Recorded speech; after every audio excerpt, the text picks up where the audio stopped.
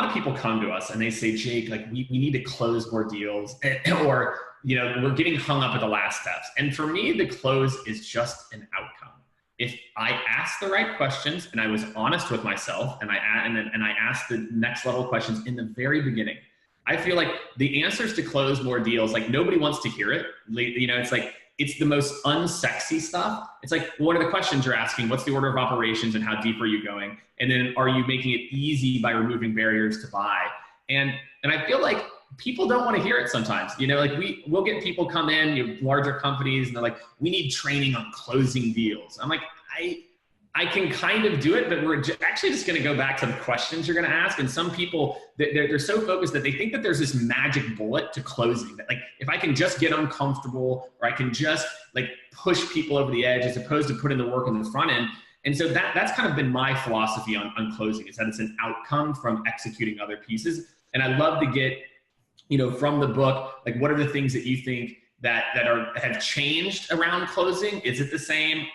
From when you wrote the book to today, and just kind of your general philosophy on closing as well. Man, I hope it hasn't changed, because that book's like, it's not even a year old yet. Its birthday is a week from today. So yeah. I'll put out a blog post and celebrate its birthday. So yeah, so there are some things that have changed for sure.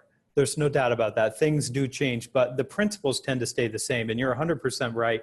My conversation is, Jake, I feel like we put everything in place. I feel like we have the support of your team. The investment is right. You agree that the investment is right and that this is the right solution. I'd like to ask you to sign a contract so I can put this in place for you, unless you need something else. I mean, there's no magic. If I've done all the work up to that point, this is the easiest thing on earth, because we're both already here at the same time.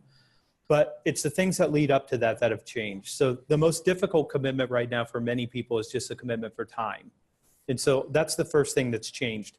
When I call you and I say, Jake, I'd love to stop by, introduce myself and my company, share a little bit about our products and services, and learn a little bit about you. Nobody got time for that. It's terrible. And that's what we've used. And sometimes it still works, which only reinforces that to people. So the first thing I would tell you that's changed is you have to trade more value for time.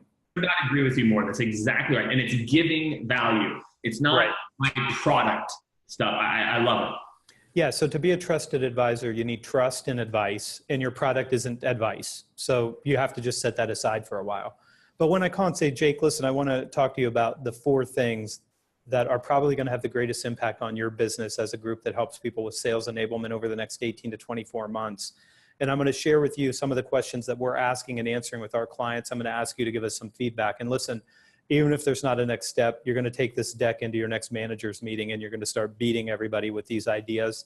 And you will do something different over the next 18 to 24 months. What do you look like Thursday for an executive briefing? It takes roughly 25 minutes. I mean, I'm trying to raise the value of the meeting. And I'm telling you, even if there's not a next step for us, I still am going to give you something that you're going to use to change your business. So this is a different approach, and I think that's changed. The second thing I would tell you that's changed is you now have to control the process. So I know that there's a group of people on LinkedIn specifically that write about the buyer is scary now. They have all the power and they know everything because they have the internet. We're going on and on and on about how you just have to. I'm with you, man. We've done the research and we pulled together. It's like 85% of organizations feel they do not know how to collaborate effectively. Right. Which I think which is going to lead into your point. So I'm with you, man. Exactly. So we think the buyer has this well thought out process, and you ask them, who do you think you need to bring into a room to be able to get this done on your side? And they're like, well, I haven't even thought about that. But they know it's going to happen, and I know it's going to happen. So again, if you're going to be the trusted advisor, what do you have to have? Advice. I have to tell you how to go from current state to future state. So the commitments tend to be, I need to explore what change looks like in your world and whether it makes sense.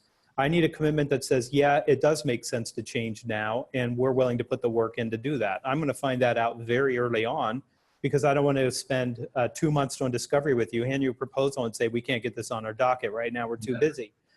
Then I'm going to ask you to collaborate, because my solution is one thing, what you want is another thing, but what we collaborate and build together, we're both going to be able to defend. So I care about that.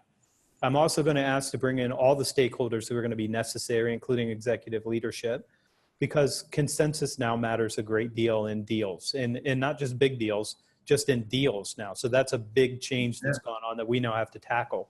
Then I'm going to talk about money. I'm going to get you to commit to investing and not under investing. I'm going to have a commitment to review the solution to make sure it's exactly right before I hand it over, because I don't want to hand over something that's wrong or that somebody's going to look at and say, you don't know us and you haven't thought it through. So there's 10 commitments. So I've just given you all but the last 3.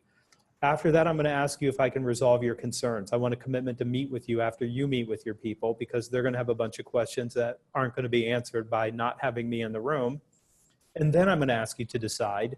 And then I'm going to circle back around and make sure that you execute, which is another commitment. So the commitment to execute sometimes can be harder than the commitment to win the business. So there's 10 commitments, and you have to manage those 10 commitments and decide that the client doesn't know that they need to collaborate and bring their best ideas to this to make it work. They've not been told that, wait, you have 2 people in this room, and there's probably going to be 7 that are going to weigh in on this. Who are they, and how do we get them into this conversation before we become so disconnected that they look at us and go like, we weren't even part of this discussion. It has to be wrong because we didn't get to weigh in on it at all. And now you're going to try to force it down our throats. That's not going to happen.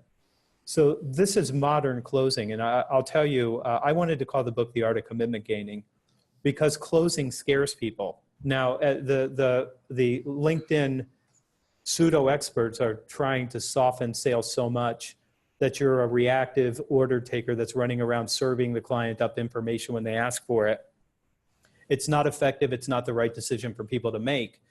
But the word closing comes with so much baggage. They think Alec Baldwin in Glengarry Glen Ross and that we're going to go hammer people. That's and right. we're not. We're going to ask them to make the commitments, and we're going to be super consultative. And the book has all the language choices, and that literally every week I get a LinkedIn note from somebody saying, I didn't want to buy your book because I didn't like the idea of closing, but my friend told me it was the best book that they've ever read, and now they're getting these great results. And I love the book. It's nothing like I thought it was. And I'm like, well, so much for judging a book by its cover, right? Oh, there you go. I think that, what I want to do is create a new cover and just give you a cover when you order it so that we can just give you a cover. So it would say something like being super consultative or something like that, that people would. But that's also overplayed, right? Everyone's a consultative seller, yes, right. or thinks that they are. What I love about what you just described, Anthony, is it just is what it is. Like what I love about all these things, like that's just how companies buy, and it's the same. It's just different players, and I couldn't agree with you more on the point. And what we talk about is you have sold this product hundreds or thousands of times. Right. You already know who needs to be involved. They do not. So therefore, just helping them, typically we'll do this next, and these people are involved. Then typically, you're not being pushy. It is just typically what happens next. And I think so many people, we've confused now, and I think this might be what you're getting at, the difference between confidence and pushy. We've merged this concept. Right. There's nothing wrong with saying like, look, this is typically what happens. This is what it is. I'm not, to your point, jamming it down your throat. And I think that is what people are struggling with, is they many times confuse those two things. And it causes them to not just be confident in what the next step should be, or trying to drive towards some type of commitment or outcome. Think about a company that buys ERP solution. How many times are they going to buy that in their life? Oh. They hope once, right? Yeah. Maybe 2 or 3 tops in their career. If you sell that and you're selling it to hundreds of companies, you have way greater insight as to how to make that change than your client does. And so why would you pretend like they know anything about buying that when the person you're talking to has maybe, and I mean maybe, bought it one time? And so the thing about being a subject matter expert is people say to me like, well, they know their business better than I do. Well, they know their business better, but the intersection where our two businesses come together, you know that better than they do, because they're buying for one company and you're selling to hundreds of companies, and your company might be selling to thousands. So knowing how to get that result, they're depending on you to know that. So, well, exactly. I see the LinkedIn the titles where people say, I'm a trusted advisor. They call themselves that, which you're not allowed to do. Your client has to call you that. But if you want to be a trusted advisor, then you have to advise. That's in the name. So when you withhold the advice and pretend like they know, you're not a trusted advisor. And that is just how it works. So I think there's a lot of misinformation around one, transformation and what that means. It means walking through your fears and stepping into it and having these difficult conversations. Because honestly, when you say we're going to need to bring in your IT department, people are like, no, I don't want to bring them in. Are you kidding me? I've never worked with them. I only talk to that dude at the Christmas party, and whenever my team is complaining, they don't know how to work with an IT department or an HR department or finance. They have all this complexity around it. You're the guide. You're the guide to help them with that. So that's the heart of the Lost Art of Closing. There's an air high five. I love it, man.